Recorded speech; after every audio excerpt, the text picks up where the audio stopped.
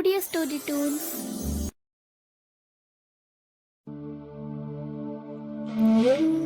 आज बहु वर्ष तले आम भारत वर्षरे दिलीप नाम जड़े राजा राजत्व करुथिले।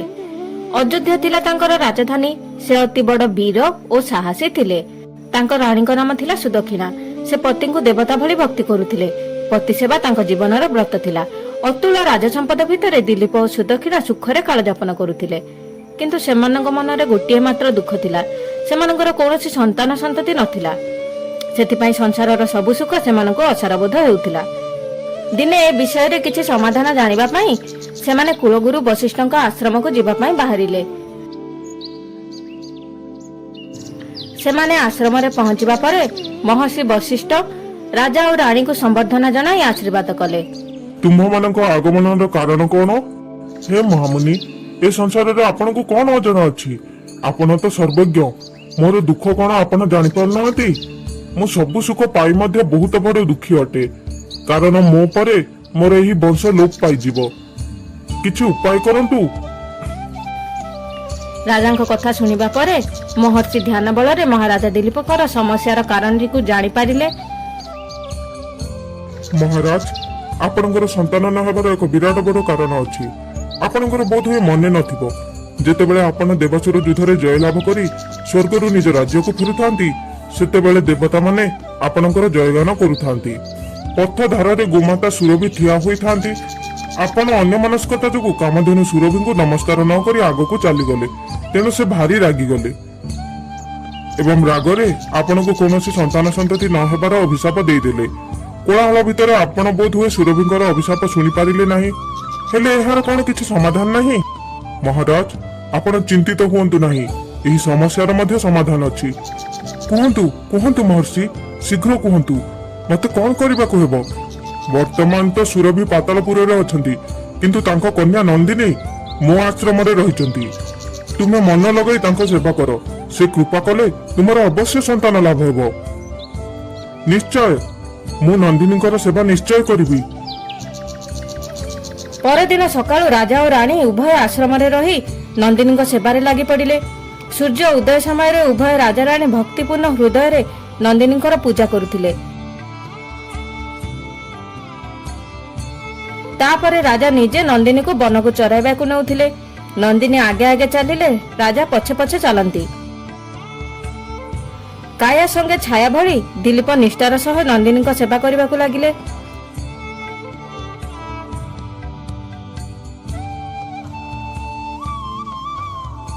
सकाळु वन को चरिबा को जिबा ठारू संध्या बेले नंदिनी और राजा आश्रम को फेरिबा पर्यंत रानी सुदक्षिणा मध्य चातक भली चाहि रहिथांती।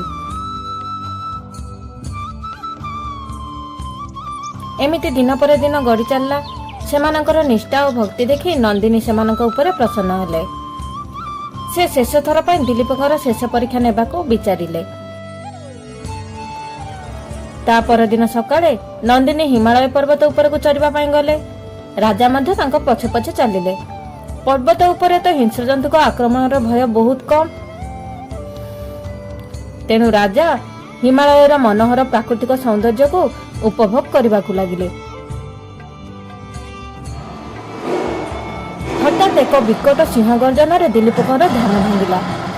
देखिले नंदिनी तांको दृष्टि उहाड़े नथिले। अजण भय तांको देह थरी उठिला। से आग को दौड़ी जाए देखिला बेले को गोटे सिंह नंदिनी को आक्रमण कर मारी बसुची। आ नंदिनी विकल चित्कार करुछन्ते। मुहूर्त हेले विलंब न करी राजा हाथ रे धनुषर धरिले। किंतु ए कोन? तांको हाथ हठात अचल होई पड़िला। एपरि असहाय अवस्था देखि राजा अत्यंत व्याकुल होई पड़िले। सेही समय रे सिंहटी कहिला, हे राजा, सर मारिया में दुख चेष्टा करो नाही, कारण ताहा कदापि सफल हेबा नाही। मो कुंभदत्त देवाती देव महादेवଙ୍କର भक्त। महादेव मते एही वनर सुरक्षा दायित्व दैछन्ति। से पुଣି आदेश करछन्ति जे एठाकु जेते जीवजंतु आसीबे सेମାନଙ୍କୁ खाई मु मोर प्राण रक्षा करि परिबे। तेनु ए गाय को मोर खाइबा पई छाडी देई आपण फेरी जांतु। हे सिंह, गुरु वशिष्ठଙ୍କ एही गाईर जीवन रक्षा मोर दायित्व। मु क्षत्रिय। सत्य रक्षा एवं दायित्व संपादन क्षत्रियर कर्तव्य। तेणु मु तुमको प्रार्थना करूछि, तुमे एही नीरव गायटी को छाड़ी दियो एवं मते खाई तुमर भूख मेंटाओ।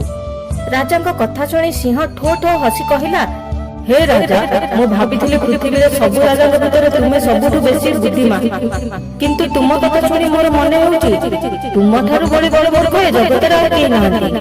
ମୁଁ ଯାହା କହୁଛି ତାହା ଟିକେ ଭାବି ଦେଖ, ତୁମର କଣ ନାହିଁ? ଅଚଳାଚଳ ଧନ ସମ୍ପଦ, ବିରାଟ ରାଜ୍ୟ, ନବୀନ ଯୌବନ, ଅତୁଳନୀୟ ସ୍ୱାସ୍ଥ୍ୟ ଓ ସୌନ୍ଦର୍ଯ୍ୟର ତୁମେ ଅଧିକାରୀ। ଏସବୁ ଦୁର୍ଲଭ ବସ୍ତୁ କେତେ ଲୋକଙ୍କ ଭାଗ୍ୟରେ ଜୁଟେ? ଏସବୁ ଛାଡି ତୁମେ ଗୋଟେ ଛାଡ଼ ଗାଈ ପାଇଁ ତୁମର ମୂଲ୍ୟବାନ ଜୀବନକୁ ବଳି ଦେବାକୁ ବସୁଛ? ମୂର୍ଖ, ତୁମର ଜୀବନ ଦେଇ ତୁମେ ଏହି ଗୋଟିଏ ମାତ୍ର ଗାଈର ପ୍ରାଣ ରକ୍ଷା କରିବ। ଏହା ନ କରି ତୁମେ ଯଦି ବଞ୍ଚି ରୁହ ତାହେଲେ ଅସଂଖ୍ୟ ପ୍ରାଣୀଙ୍କର ଜୀବନ ରକ୍ଷା କରିପାରିବ। କିନ୍ତୁ ରାଜା ସିଂହର କଥା ଶୁଣିଲେ ନାହିଁ। ସେ ନିଜ ପ୍ରତିଜ୍ଞାରେ ଅଟଳ ରହିଲେ। ଏହା ଦେଖି ସିଂହ ରାଜାଙ୍କ କଥା ରଖି ଗାଈକୁ ଛାଡିଦେଲା ଏବଂ ରାଜାଙ୍କୁ ଖାଇବାକୁ ସମ୍ମତ ହେଲା।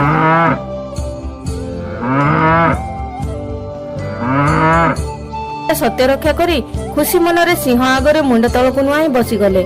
ରାଜା ଭାବୁଥିଲେ ଏହାପରେ ସିଂହ ତାଙ୍କୁ ସଙ୍ଗେ ସଙ୍ଗେ ଖାଇଯିବ, କିନ୍ତୁ ସେପରି କିଛି ଘଟିଲା ନାହିଁ।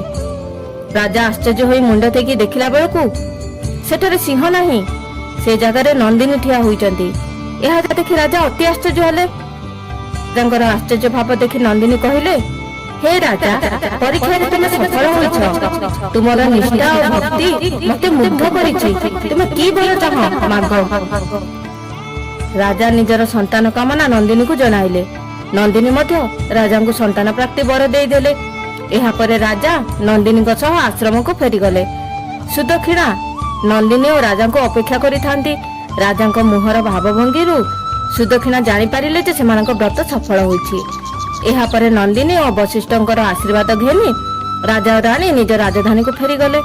ଯଥା ସମୟରେ ମହାରାଜା ଦିଲ୍ଲୀପଙ୍କର କୂଳ ରକ୍ଷା କରି ପୁତ୍ର ସନ୍ତାନଟିଏ ଜନ୍ମ ହେଲା। ରାଜା ଖୁସିରେ ତାଙ୍କ ନାମ ରଖିଲେ ରଘୁ। ସେହି ରଘୁଙ୍କ ନାମ ଅନୁସାରେ ବଂଶର ନାମ ରଘୁବଂଶ ହୋଇଥିଲା। ଆପଣମାନଙ୍କୁ ଆମର ଭିଡ଼ିଓ କେମିତି ଲାଗିଲା କମେଣ୍ଟରେ ନିଶ୍ଚୟ ଜଣାଇବେ। ଆମ ଚ୍ୟାନେଲକୁ ସବସ୍କ୍ରାଇବ କରିଦେବେ। ଭିଡ଼ିଓଟି ଭଲ ଲାଗିଥିଲେ ଲାଇକ୍ ଓ ସେୟାର କରିଦେବେ।